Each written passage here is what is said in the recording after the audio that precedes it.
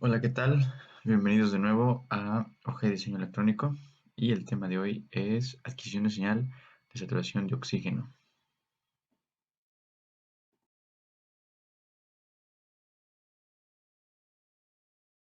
Como siempre, un poco de teoría y un poco para conocer los principios de lo que es la saturación de oxígeno. Entonces, para empezar, debemos saber que se usa, o el estudio o el método que se usa es la oximetría. La oximetría es un método no invasivo que nos ayuda a obtener o a estimar el volumen o la cantidad de oxígeno que pasa a través de la hemoglobina. Por lo tanto, la saturación de oxígeno es esa medida de la cantidad de oxígeno que pasa a través de la sangre.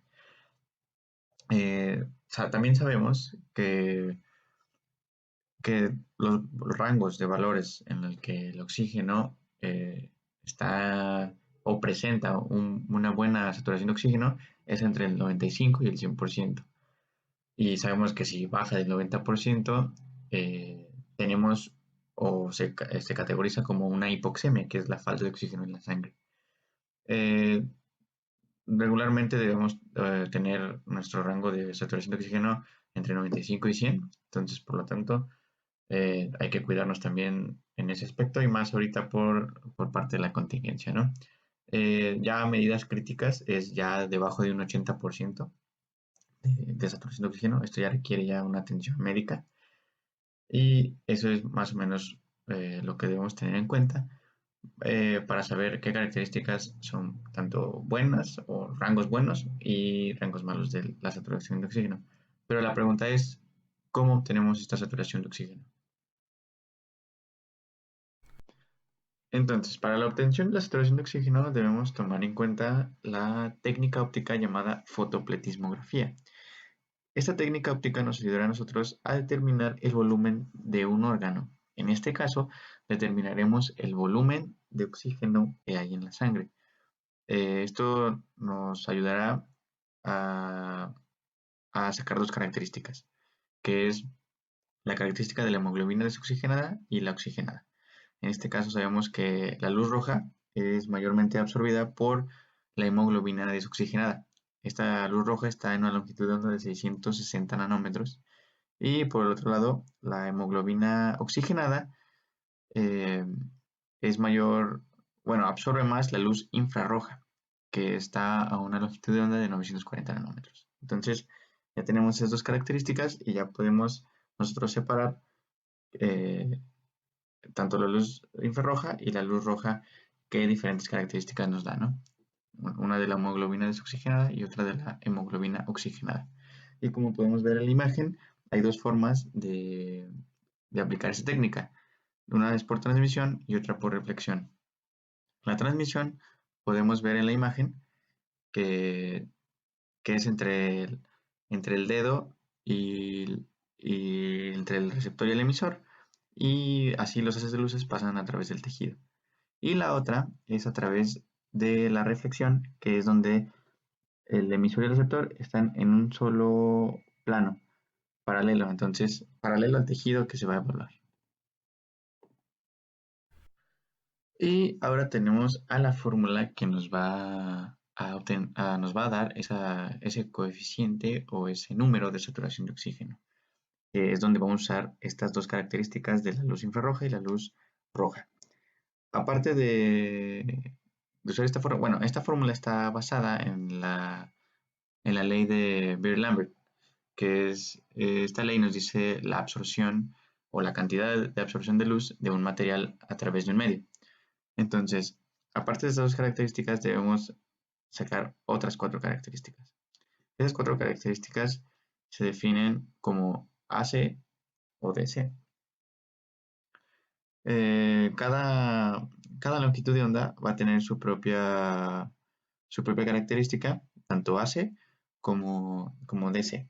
Entonces, dividiendo esas características, vamos a obtener nosotros la capacidad de determinar esta saturación de oxígeno eh, con estas características tanto de DC y AC, dividiéndolas entre ellas.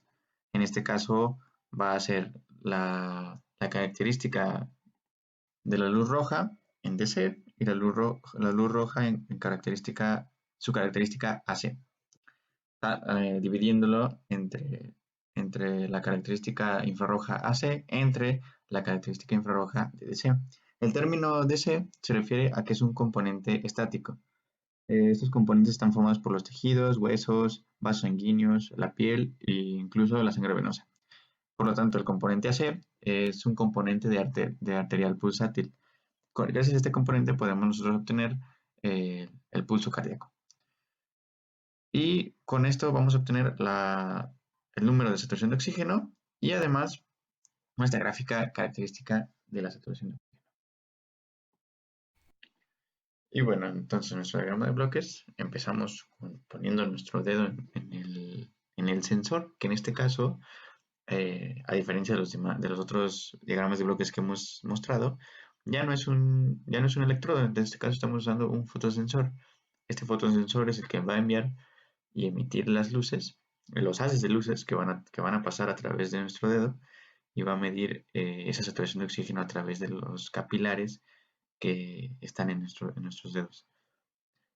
Como siempre, después de pasar la etapa de nuestro sensor, pasamos a a la amplificación porque otra vez lo que vamos a recibir de estas señales van a ser datos muy pequeños, entonces siempre debemos amplificarlos. Y otra vez, como el pan de cada día, después de amplificarlos debemos pasar a esa etapa de filtrado. ¿Por qué? Porque pues, hay ruido en todos lados, hay ruido en los movimientos, hay ruido electrónico. Entonces requerimos de su filtro pasabajas, su filtro pasaltas y, muy importante otra vez, nunca se les olvide su filtro notch. Recuerden que este filtro notch nos ayuda a eliminar el ruido de los componentes que está afectando nuestra señal. A diferencia de los demás diagramas de bloques, este es un poco más sencillo, pero agregaremos una parte nueva que veremos más adelante. Después de la parte del filtrado, ya llegamos a una de las partes más importantes de esta instrumentación, de esta adquisición de señal, ya que después de pasar de la parte análoga, tenemos que trabajar ahora con esos datos para poder convertirlos en información digital, ¿no? Ya teniendo nuestra información digital, sigue yo creo que la parte más importante, que es este procesamiento, el procesamiento de esta señal, ya que aquí, en esta etapa, es donde se hace tanto el cálculo de la saturación de oxígeno y eh, podemos dividir nuestra señal en dos, en este caso la luz infrarroja y la luz roja, viendo cómo la gráfica del PPG, que es la fotopletismografía, PPG por sus siglas en inglés. Eh, bueno, pues, con esto ya separando estas señales, estos haces de luces, podemos obtener esta gráfica característica de la saturación de oxígeno. Y lo que le vamos a agregar va a ser la etapa de una pantalla LED. Esta pantalla LED nos ayudará a nosotros a plasmar esa saturación de oxígeno, ese resultado que estamos obteniendo a través del cálculo de los datos, para así también mostrar, como se muestra en pantalla, la saturación de oxígeno. Y bueno, después de nuestra etapa de diagrama de bloques, ahora vamos a mostrarles el acabado de nuestro circuito, tanto también el acabado del sensor y del oxímetro, se puede decir, ya terminado y ver cómo funciona realmente. Y como podemos ver en el video, ya vemos las señales características de las que hablamos anteriormente, la luz infrarroja y la luz roja.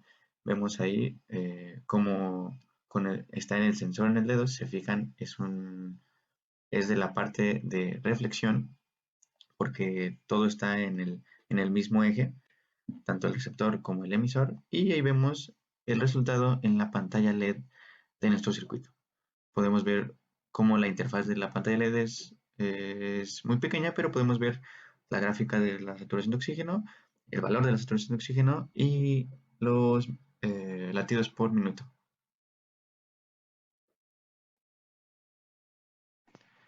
Y bueno, hasta aquí el video de hoy. Espero les haya gustado. Recuerden que si les gustó, regálenos un like y no se olviden de suscribirse al canal. Eso nos apoyaría a nosotros muchísimo. Déjanos tu comentario de qué te parece nuestros videos y recuerda de ayudarnos a llegar a la meta de 500 suscriptores. Llegando a esta meta podemos compartir nosotros nuestro código y nuestro diseño de circuitos para que ustedes puedan ver y analizar cómo es que diseñamos todos estos dispositivos. Y bueno, hasta el próximo video.